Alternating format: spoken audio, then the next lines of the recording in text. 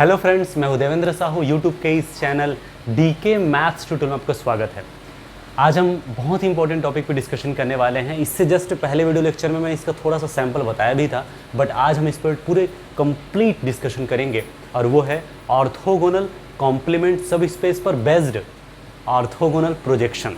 Okay, तो orthogonal projection क्या होता है, इसका पूरा जो पोस्टमार्टम है इस वीडियो में किया जाएगा। ठीक है, यदि आप चैनल में नए हैं तो प्लीज़ सब्सक्राइब कर लीजिए, बेल आइकन प्रेस कर लीजिए ताकि नए वीडियोस की इन्फॉर्मेशन आपको मिलता रहे। और वीडियोस को स्किप मत कीजिएगा क्योंकि बहुत ही इंटरेस्टिंग कॉन्सेप्ट आपको मिलने वाला है। और ये जो कॉन्सेप्ट बताया जा रहा है ना, ये आपके जो कॉम्पिटिशन एग्जाम है उस पर बहुत ही काम आता है। ठीक है, तो let's start. Orthogonal projection on सब space along its orthogonal complement सब स्पेस। ओके, है ना, क्या बोला जा रहा है? ऑर्थोगोनल प्रोजेक्शन ऑन सब स्पेस, किसी सब स्पेस पर हम क्या करेंगे, ऑर्थोगोनली प्रोजेक्ट करेंगे, है ना, किसके अलोंग, किसी ऑर्थोगोनल कॉम्प्लीमेंट सब स्पेस के अलोंग या उसके करस्पॉन्डिंग।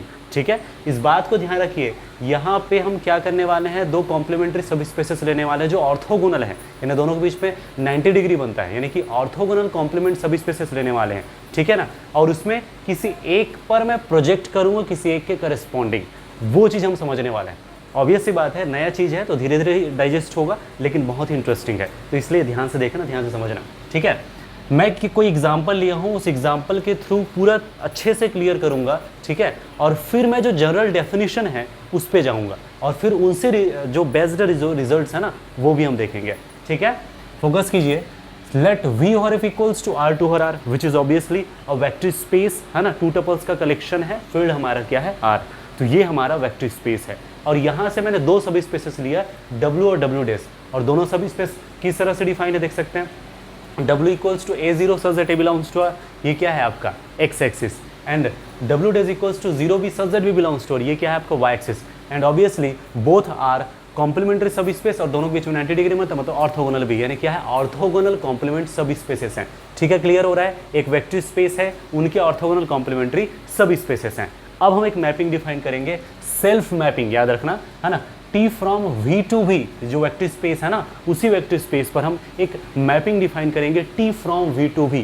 उसी मैपिंग को मैं क्या बोलूँगा, ऑर्थोगोनल प्रोजेक्शन बोलूँगा, यदि वो ये कंडीशन होल्ड करता है। तो मैं पर्टिकुलर किसी एग्जाम्पल के थ्रू बता रहा हूँ, धीरे से फिर मैं जनरल डेफिनेशन में भी जाऊँगा। ओके, तो क्या क्या केस हो सकते हैं, मैंने ये जो लिया ना सिचुएशन, उस पर क्या क्या सिचुएशन बन सकता है। देखिए, ये आपका R2 है, ये आपका वेक्टर स्पेस है, इनके सब स्पेस हैं, ये आपका हो गया x एक्सिस, ये आपका हो गया y एक्सिस, ये W है और ये आपका W डैश है इस सिचुएशन में, केस नंबर 1 में।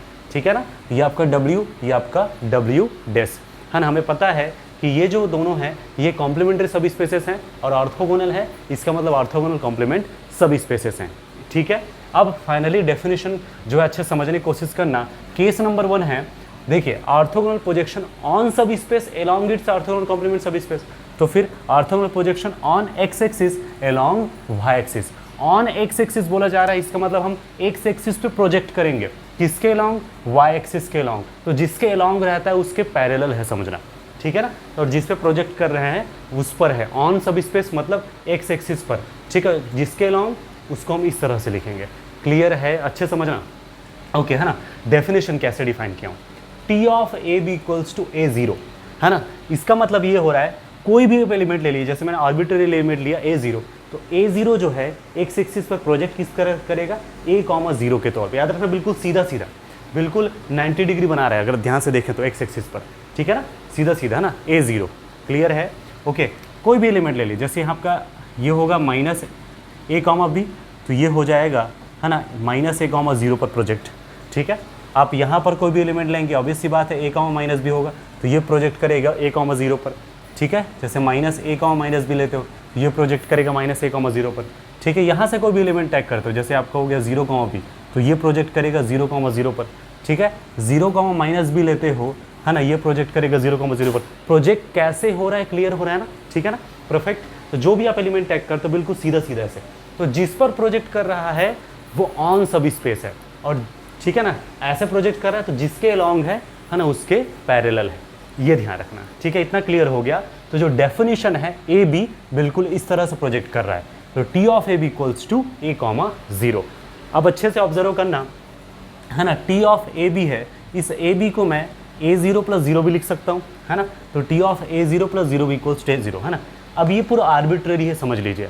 तो इन जनरल, है ना, ये जो वेक्टर है और ये वेक्टर है, दोनों का एडिशन, ठीक है, उनको मैं आर्बिट्रेरी लूँ अगर मैं इन जनरल, तो टी ऑफ ये पूरे w के वेक्टर्स होंगे, पूरे w डेज के वेक्टर्स होंगे। तो इन जनरल मैं कैसे लिख सकता हूँ, T of w plus w dash equals to w। इसको आप जनरलाइजेशन पे समझ रहे हैं, ठीक है ना। ये पर्टिकुलर किसी एलिमेंट के लिए है, लेकिन पूरे स्पेस के लिए मैं बता रहा हूँ, है ना। पूरा w, है ना, प्लस w डेज, है ना, का जो इमेज है वो पूरा किस पे जा रहा है, w पर, ठीक है ना। आप w प्लस w डेज के कहीं भी से एलिमेंट टैग कर लीजिए, वो किस पर पड़ेगा, w पे। यही तो आपका w है और ये आपका w डेज है, ठीक है। तो w से एलिमेंट लो, चाहे w डेज से लो, चाहे पूरा ओवरऑल से लो, वो प्रोजेक्ट करेगा किस पर, सिर्फ और सिर्फ w पर। यहाँ से आपको समझना चाहिए कि इसका जो रेंज स्पेस है, वो जो इसका जो इमेज है वो पूरा क्या हो जाएगा, w। क्योंकि आपके जो इमेजेस हैं, है ना, अंडर मैपिंग t, ठीक है ना, वो पूरा किस पे पड़ रहा है, w पर। इसका मतलब इसका जो रेंज स्पेस है वो क्या है, w।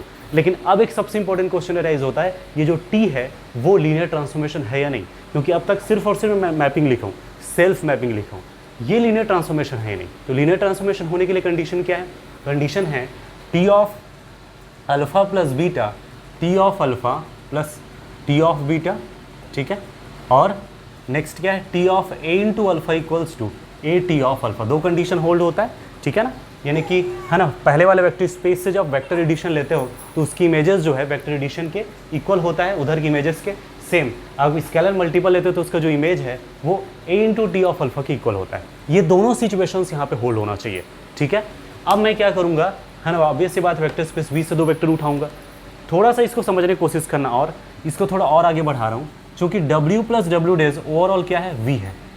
अब यहाँ से तो आपको समझना चाहिए ना, है ना, यहाँ से तो अब डेफिनेशन क्लियर होना चाहिए ना कि v के जितने भी एलिमेंट हैं वो इमेज, उसका इमेज w पर है। इसी वजह से तो मैंने पूरे t का चूँकि हमारा डोमेन क्या है, पूरा v, उस v का ओवरऑल इमेज w पर जा रही है, इसलिए तो मैं रेंज स्पेस w करके बता दिया था, ठीक है। तो लीनियर ट्रांसफॉर्मेशन है यानी, वो समझिए। अब यहाँ से अब अल्फा और बीटा आर्बिट्रेरली उठा रहे हो, अल्फा बीटा कुछ भी हो सकता है, मैंने ले लिया, तो ये हो जाएगा T of a comma b plus c comma d। तो a प्लस c और b प्लस d, ठीक है, अकॉर्डिंग टू द डेफिनेशन, है ना। टी ऑफ a b है तो क्या होता है, a कॉमा 0, ठीक है ना, एक्स एक्सिस पर आप कर रहे हो। अब ये क्या हो जाएगा, सेम डेफिनेशन से a प्लस c कॉमा 0, और इसको फिर क्या लिख सकते हो, a comma 0 plus c comma 0। अब फिर डेफिनेशन से ये क्या है, टी ऑफ ए बी, और ये क्या है, टी ऑफ सी डी। तो भाई T of alpha plus beta आ गया ना, T of alpha plus T of beta, first property hold. Second क्या है, ये वाला है, तो टी ऑफ ए अल्फा लेकर चलेंगे, है ना, ठीक है। तो टी ऑफ ए अल्फा, तो ए इंटू, ठीक है ना, अल्फा के जगह में हम लेते हैं, चलो ए डेज कॉमा बी डेज करके, ठीक है। अब अंदर मल्टीप्लाई होगा तो ए डेज, है ना, और हो जाएगा ए बी डेज, ठीक है। अकॉर्डिंग टू द डेफिनेशन ये हो जाएगा ए डेज कॉमा 0, ठीक। अब फाइनली इसको मैं फिर से क्या लिख सकता हूँ, है ना, स्केलर ए है, ए दो बाहर निकल जाएगा, तो क्या हो जाएगा आपका ए कॉमा, है ना, ए इंटू ए डेज कॉमा 0, ठीक है। तो फाइनली अच्छे से देखेंगे तो ए इंटू टी ऑफ, है ना, ए डेज बी डेज। तो finally T of a alpha आ रहा है ए टी ऑफ अल्फा, दोनों प्रॉपर्टी होल्ड हो गया। इसका मतलब ये हो गया linear transformation. Self linear transformation is called linear operator, that means T from V to V is linear operator here, got it. That means ये हुआ कि जो ऑर्थोगोनल प्रोजेक्शन होता है एक लीनियर ऑपरेटर होता है। ये बात आप ध्यान से समझना, है ना। अब ये समझ लीजिए जितने भी केस है ना, उसमें इसको आप माइंड में सेट कर लीजिए। अब सभी केसेस में, है ना, मैंने केस 1 लिया, एक्स एक्सिस पर प्रोजेक्ट कर रहा हूँ एलॉन्ग वाई एक्सिस। सेकंड जो केस बनेगा वाई एक्सिस पर प्रोजेक्ट करूँगा एलॉन्ग एक्स एक्सिस, ठीक है। बाकी डेफिनेशन अप्लाई करके आप शो कर सकते हैं T is always linear operator, ठीक है। क्लियर है। तो फाइनली अब ये रेंज स्पेस है, अभी ओनली इमेज था, अब इसको रेंज स्पेस ऑफ टी बोलो। तो इतना तो क्लियर है ना कि पूरे एलिमेंट्स का जो इमेज है वो सिर्फ W पर पड़ेगा। आप यहाँ लेते हो तो भी ऐसे पड़ रहा है, यहाँ से लेते हो तो भी ऐसे पड़ रहा है। तो प्रोजेक्ट समझ आ रहा है ना, प्रोजेक्शन क्यों बोला जा रहा है, ठीक है, इतना क्लियर। तो रेंज स्पेस ओवरऑल क्या है, W, ठीक है। अब रेंज स्पेस W है ना, तो यहाँ से इनका जो रैंक होगा, है ना, वो क्या होगा, रैंक ऑफ टी का मतलब क्या होता है, dimension of R of T, ठीक है। और यही हमारा क्या है, डायमेंशन ऑफ W। और W क्या है आपका, है ना, इनकी डायमेंशन कितनी होगी, एक्स एक्सिस एक लाइन है, डायमेंशन 1 होगी। यहाँ से भी देख के समझ सकते हो, डायमेंशन 1 होगी, यस डायमेंशन 1 है। Which is not equal to dimension of codomain, है ना, डायमेंशन ऑफ कोडोमेन, वी की डायमेंशन कितनी है, R2 यानी 2 है, ठीक है ना, ओके। इसका मतलब ये हो गया नॉट ऑन टू, और self linear transformation, linear operator की सिचुएशन में not onto directly place not 1 1, ये ध्यान रखना, है ना। तो T is not onto, इतना तो पहले क्लियर हो गया, ठीक है। नल स्पेस को देख लेते हैं, ठीक है। नल स्पेस की सिचुएशन में डेफिनेशन से फोकस करना, n ऑफ t, है ना, नल स्पेस होता है set of all those elements that maps to zero vector is called null space, okay, है ना। तो नल स्पेस जीरो पर मैप करने वाला, जो वाई एक्सिस में यानी कि डब्ल्यू डेज के जितने भी एलिमेंट हैं जो होंगे वही सिर्फ इस पर मैप करेंगे। आप यहाँ लेते हो तो इस पर मैप करेगा, आप यहाँ लेते हो तो भी इस पर मैप, यहाँ लो तो भी मैप करेगा, यहाँ लेते हो इस पर मैप करेगा, यहाँ लेते हो इस पर मैप करेगा, यहाँ से अगर यहाँ से दूसरे जगह के एलिमेंट लोगे ना, जैसे मैं बोलता हूँ यहाँ से लेता हूँ तो ये तो सीधा सीधा इस पर मैप करेगा, एलॉन्ग जो होता है उसके पैरेलल बिल्कुल, ठीक है ना, और एक्स एक्सिस पर मैप कर रहा है। तो जीरो पर सिर्फ और सिर्फ वाई एक्सिस के, है ना, डब्ल्यू डेज के एलिमेंट ही मैप करेगा, और इसका मतलब ये हुआ कि रेंज स्पेस पूरा टोटल क्या हो जाएगा, डब्ल्यू डेज, ठीक है। तो इनकी जो डायमेंशन, इसी को नलिटी कहते हैं, dimension of N of T, यही आपका डायमेंशन ऑफ डब्ल्यू डेज है, और डायमेंशन ऑफ डब्ल्यू डेज क्या है, 1। इसका मतलब ये हो गया ना गड़बड़, ठीक है। नलिटी अगर 0 होती है तब 1 1 होता है, तो मैं स्टार्टिंग से बता दिया था, self linear transformation linear operator के सिचुएशन में 1 1 ऑन टू एक साथ चलता है, नॉट ऑन टू से ही समझ आ गया था, नॉट 1 1, यहाँ से तो कन्फर्मेशन हो गया, ठीक है। इसका मतलब क्या हो गया, टी इज नॉट 1 1। तो यहाँ से इस केस से क्या समझे, T is neither 1 1 nor onto. तो इसको अलग से आप नोट कर सकते हो, केस 1 में हमने क्लियर किया, टी इज नाइदर 1 1, है ना, नॉर ऑन टू करके, ठीक है, क्लियर है। केस 2 देखते हैं। केस 2 देखिए, orthogonal projection on Y axis along X axis, ठीक है ना, जस्ट अपोजिट कॉन्सेप्ट हो गया, ठीक है ना, on Y axis along X axis, ठीक है ना। तो जिसके अलोंग होता है उसके पैरेलल होता है, ठीक है ना, और जिस पर आप प्रोजेक्ट कर रहे हो वो क्या है, वाई एक्सिस है, ठीक है ना, क्लियर, बिल्कुल सेम है, बस ध्यान रखना कॉन्सेप्ट में थोड़ा सा चेंज है उसको, है ना। T of A B equals to 0 B के रूप में डिफाइन है ना, देख सकते हैं ये ए बी जो है वो प्रोजेक्ट होकर के कैसा हो रहा है, प्रोजेक्ट 0 बी, इसके जितने भी एलिमेंट्स होंगे 0 कॉमा के पैटर्न में तो होगा, ठीक है ना, तो सीधा इसके अलाउंग तो बिल्कुल एक्स एक्सिस के पैरेलल, ठीक है ना।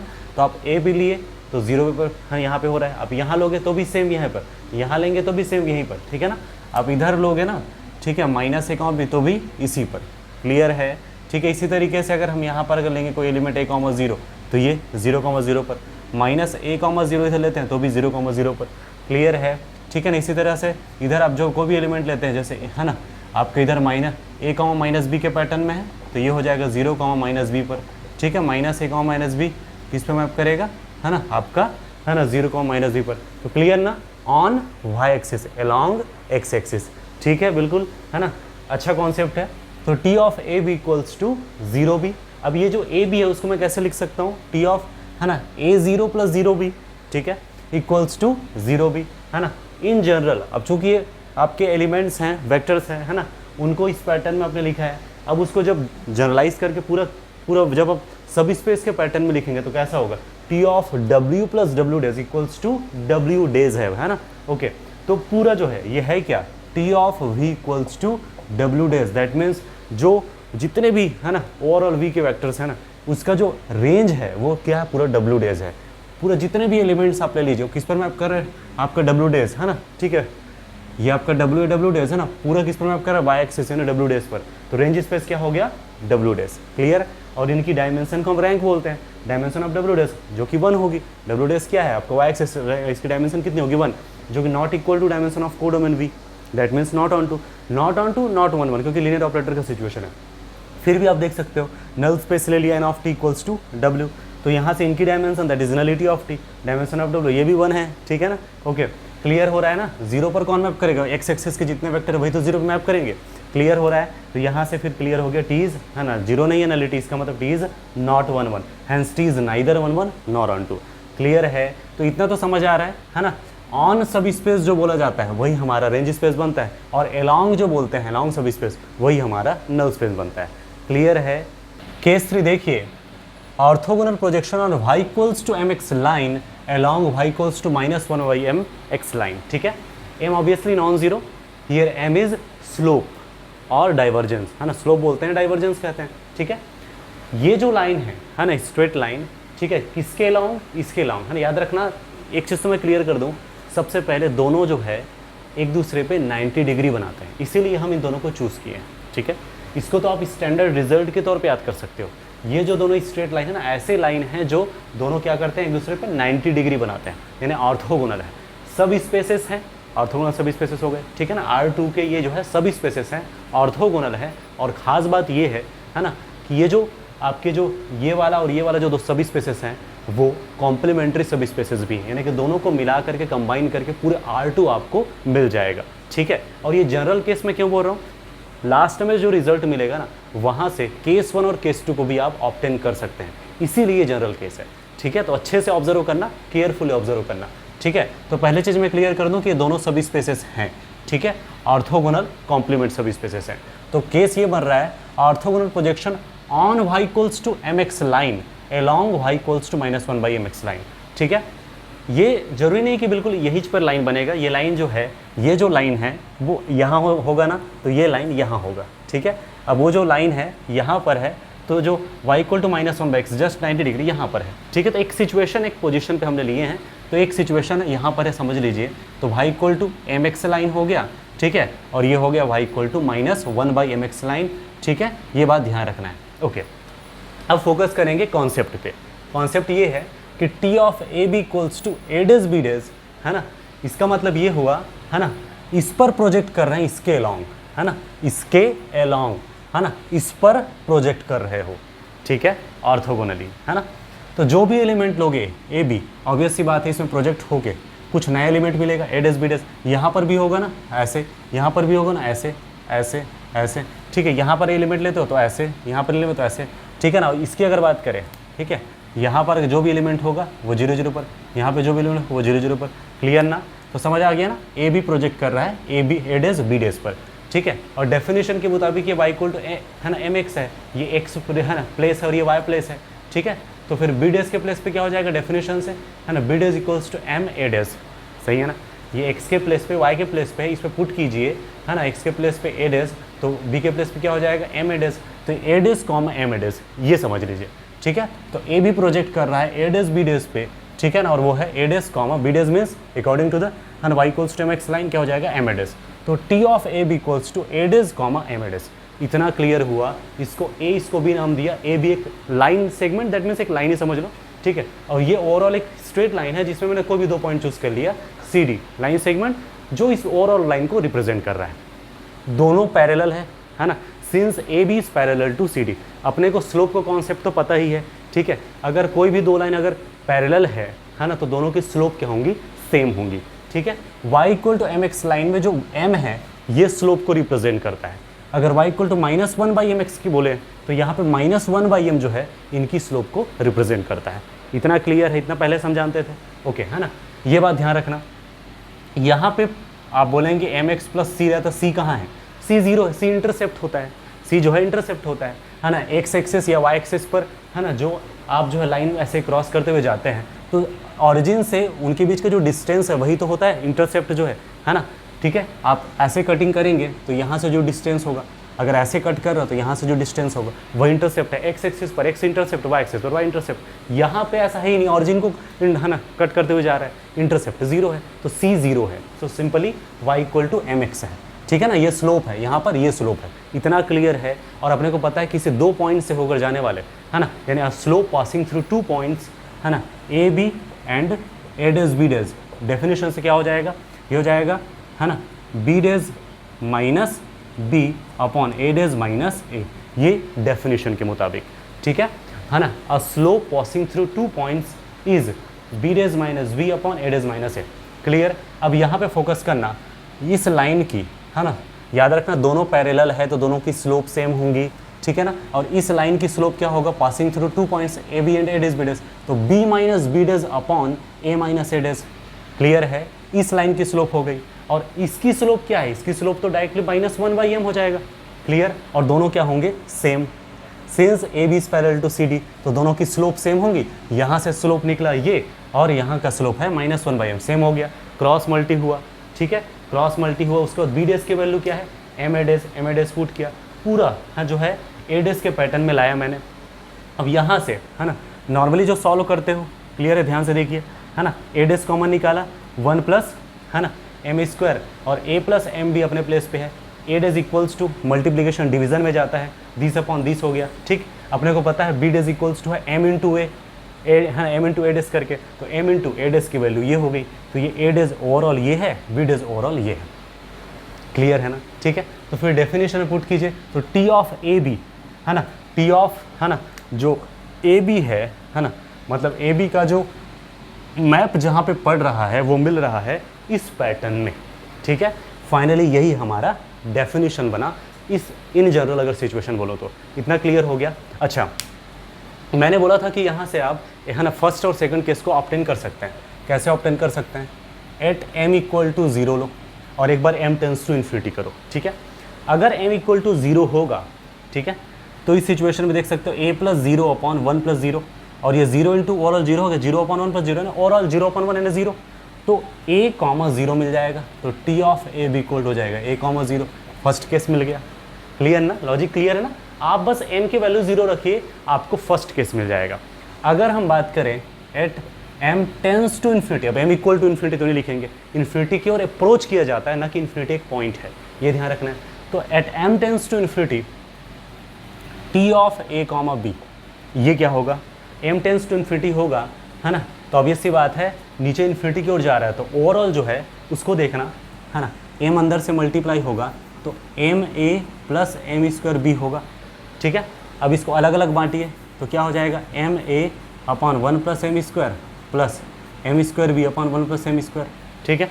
अब अगर m टेंस टू इन्फिनिटी करता हूँ तो अच्छे से फोकस करना, ये तो है ना नीचे भी इन्फिनिटी ऊपर भी इन्फिनिटी अपॉन इन्फिनिटी का सिचुएशन, इसमें पावर ज़्यादा है, इसमें पावर ज़्यादा है, तो m टेंस नीचे अगर पावर ज़्यादा m टेंस टू इन्फिनिटी कर रहे हैं तो नीचे के हिसाब से ऊपर ढल जाएगा, ठीक है। नॉर्मल से कॉन्सेप्ट है, तो m टेंस टू इन्फिनिटी करेंगे।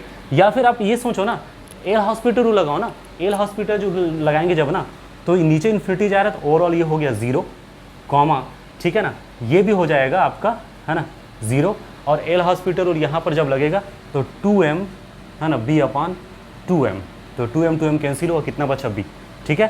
तो 0 प्लस b कितना बचा b, आप खुद सॉल्व करके देखिए, बिल्कुल क्लियर होगा ना। एल हॉस्पिटल रूल लगाया मैंने, तो t of a b equals to क्या आ जाएगा, है ना 0 कॉमा b, सेकंड केस मिल गया, क्लियर है। और इन जनरल इस फार्मूला को तो आपको ध्यान में रखना ही है। अब यहाँ से रेंज स्पेस की बात कर लेते हैं, क्योंकि जनरली वही एराइज होता है ना, फिर माइंड में हो रहा होगा भैया ये आपका 1/2 के बारे में क्या है कैसे है करके। तो रेंज स्पेस ऑफ t, ठीक है ना, a कॉमा डेफिनेशन के मुताबिक a कॉमा आपका m a dash comma m a dash such that a dash belongs to r, ये हुआ, यही रेंज स्पेस हुआ। भाई इस पर जितने भी एलिमेंट मैप कर रहे होंगे, जितने भी एलिमेंट, तो भाई जो इमेजेस हम a डेज b डेज के पैटर्न में, और b डेज क्या है डेफिनेशन m a डेज, तो भाई हमारा जो रेंज स्पेस है जितने भी, आप यहाँ से भी लो यहाँ से भी लो, वो पढ़ करके किस पैटर्न में आएगा? a dash comma m a days के पैटर्न में आएगा। यस, अब इसमें दोनों एक दूसरे पे डिपेंड करता है, तो यहाँ से ओवरऑल एक ही LI चॉइस है, दैट मीन्स इनकी जो डायमेंशन होगी 1 होगी, यानी जो रैंक होगी वो होगी 1, जो कि not equal to dimension of codomain. R2 की डायमेंशन 2 होती है ना, कोडोमेन है ना, उसके इक्वल है क्या? नहीं, that means T is not on 2। Okay, null space की अगर बात करें, वो तो समझ आ गया, नॉट ऑन 2 मतलब नॉट 1 1, बट फिर भी नल स्पेस की अगर बात करें तो ये होगा 0 0 पर मैप करने वाले जितने भी एलिमेंट होंगे, इधर से, ठीक है। तो ये जो है ऑब्वियस सी बात है a dash comma -1/m a dash के पैटर्न में होगा, ठीक है ना। जब y इक्वल टू mx था, ऐसा है ना, तो -1/mx है, बस वैसी लॉजिक लगाओ ना। इसमें भी एक दूसरे पे डिपेंड करता है, एक ही LI चॉइस होगा, इसका मतलब इनकी डायमेंशन 1 हुई, नलिटी कितनी हुई 1 हुई, इसका मतलब कि नलिटी नॉट इक्वल टू 0, तो नॉट 1 1, इसका मतलब t इज नाइदर 1 1 है ना, और नॉर ऑन 2। तो ये तो समझ आ गया। इन जनरल बोलूँ तो orthogonal projection is neither 1 1 nor on 2। अब फाइनली चीज़ें पूरा क्लियर है, सामने आ गया, ठीक है। तो फाइनली मैं इसका जो जनरल डेफिनेशन है वो लिखा रहा हूँ और उससे बेस्ड रिजल्ट्स। डेफिनेशन देखिए, orthogonal projection, let V over F be vector space and let W and W days are orthogonal complement subspaces of V, then a self mapping T from V to V is said to be orthogonal projection on W along W days, orthogonal projection on subspace W along subspace W days, and if it is defined by T of W plus W days equals to W, that is T of V equals to W. ठीक है। बाकी पूरे जितना है इनका postmortem वो तो हम कर चुके हैं, ठीक है ना, बस इसको जनरल डिफाइन हम कर रहे हैं, ठीक है। तो केयरफुली ऑब्जर्व कीजिए और बातें पूरा क्लियर भी हो रहा है आपको, है ना। एक वेक्टर स्पेस लिए, उनके दो ऑर्थोगोनल कॉम्प्लीमेंट सब स्पेसेस हैं, ठीक है। एक सेल्फ मैपिंग लेना है T from V to V में, ठीक है, जिससे मैं क्या बोलूँगा, ऑर्थोगोनल प्रोजेक्शन बोलूँगा, ठीक है ना। याद रखना इस मैपिंग को मैं क्या बोलूँगा, इस सेल्फ मैपिंग को मैं ऑर्थोगोनल प्रोजेक्शन बोलूँगा। On W along W days, इस तरह से अगर ये डिफाइन होता है, ठीक है। तो ऑन डब्ल्यू मतलब प्रोजेक्ट पूरा डब्ल्यू पे हो रहा है, तो रेंज स्पेस क्या हो गया डब्ल्यू, ठीक है। यहाँ से देख के समझ आ रहा है, रेंज स्पेस हो गया डब्ल्यू। और अलॉन्ग जो रहता है ना, ठीक है, वही क्या होता है नल स्पेस, क्योंकि उसी के वेक्टर जो होते हैं ना, ठीक है, डब्ल्यू डेज के वेक्टर जीरो पे मैप कर रहे होंगे, ठीक है। तो on W along W dash है तो इस तरह से डिफाइन होगा। और जो डेफिनेशन है उसमें आप चाहते हैं कि यहाँ डब्ल्यू डेज और डब्ल्यू में इस तरह से डिफाइन करें कि orthogonal projection on W days along W, तो फिर उस समय क्या हो जाएगा, यहाँ पे डब्ल्यू डेज हो जाएगा। तो रेंज स्पेस डब्ल्यू डेज और नल स्पेस क्या होगा डब्ल्यू।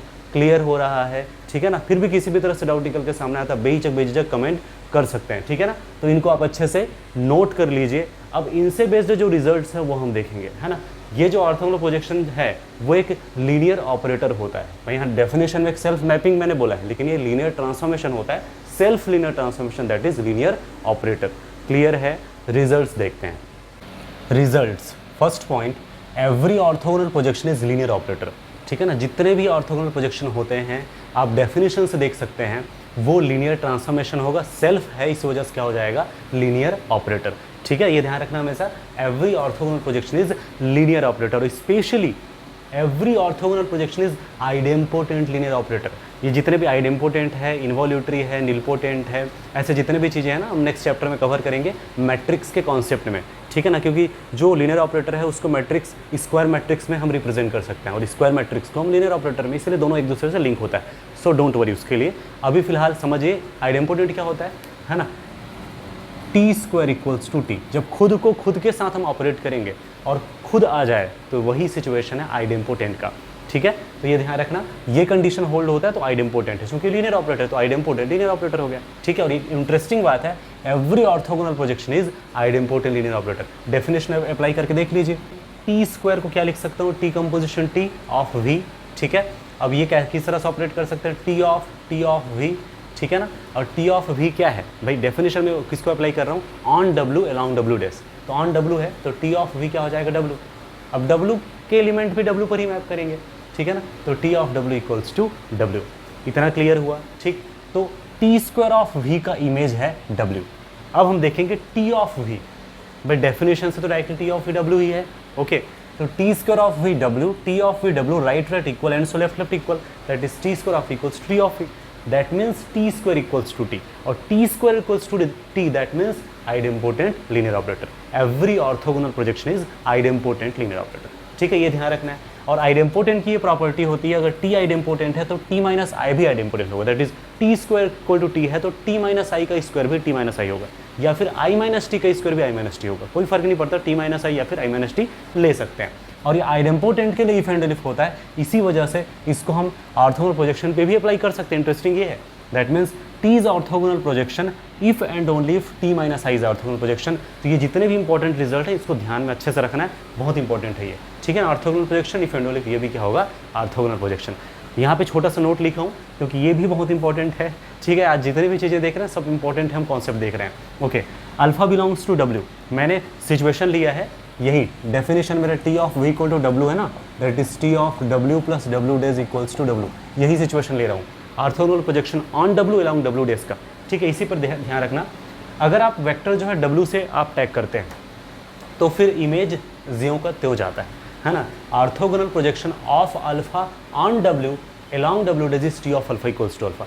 आप W पर प्रोजेक्ट कर रहे हो और W के एलिमेंट को लेते हो तो W के एलिमेंट भी W पर ही प्रोजेक्ट करेगा, तो W का ही एलिमेंट हो गया अल्फा और W पर ही प्रोजेक्ट कर रहा है, ठीक है। तो अल्फा पर ही प्रोजेक्ट कर रहा है, ठीक है। क्लियर है, ये ध्यान रखना, T of alpha equals to alpha. लेकिन आप जब alpha belongs to W dash लेते हो तो इस सिचुएशन में orthogonal projection of alpha on W along W dash is T of alpha equal to zero, ठीक है। ये तो क्लियर है, जिसके अलॉन्ग होता है वो जीरो पे मैप करता है, ठीक है ना। मैं एग्जाम्पल लेकर के क्लियर किया था ना, ठीक है, यहीं पे देख लीजिए, ठीक है। जैसे ये आपका ए बी है ना, फोकस करना आप, यही ये जो है जीरो किस पे मैप करेगा, ए कॉमा जीरो, ठीक है, ठीक है। लेकिन 0, 0 पे मैप कौन करेगा, है ना, वाई एक्सिस के एलिमेंट, है ना। ये एग्जांपल के तौर पे लिया था, इसको जनरल वे में आप समझिए, ठीक है।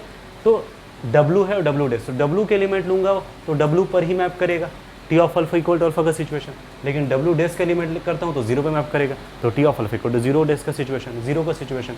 ठीक है, क्लियर है। तो जब आप इस डेफिनेशन को लेते हो उस समय आप वेक्टर W से ले रहे होते हो, रेंज स्पेस से ले रहे हो यार, है ना, सेल्फ मैपिंग तो हो रहा है T of alpha equals to alpha. लेकिन अब जब एलॉन्ग यानी ऑन और एलॉन्ग ये दोनों पे फोकस करना है। ठीक है, मैं उम्मीद करता हूँ चीज़ें आपको अच्छे से क्लियर है, सारी चीज़ें नोट कर लीजिए। फिर भी किसी भी तरह से डाउट निकल के सामने आता है, आप बेझिझक कमेंट कर सकते हैं। अगर अभी तक आपने चैनल को सब्सक्राइब नहीं किया है तो प्लीज़ सब्सक्राइब कर लीजिए। ठीक है ना, बहुत सारे मैंने वीडियोज़ अपलोड किए हैं, 300+ वीडियोज़ अपलोड किए हैं और बहुत मेहनत लगता है क्योंकि ये एजुकेशनल कंटेंट है। ठीक है ना, हर एक चीज़ को स्टडी करना, फिर उस पर आप सेटअप तैयार करके उसको शूट करना, फिर उसको अपलोड करना, बहुत ही इसमें मेहनत का काम है। आपका सिर्फ एक ही काम है, वो कर सकते हैं। आप वीडियो को देखिए, अपना खुद का प्रिपरेशन कीजिए, सब्सक्राइब कीजिए, लाइक कीजिए, अपने फ्रेंड्स को शेयर जरूर कीजिए। तो फिलहाल आज के लिए इतना ही, और नेक्स्ट जो वीडियो होगा वो होगा ऑर्थोगोनल रिफ्लेक्शन पर। Thank you for watching this video.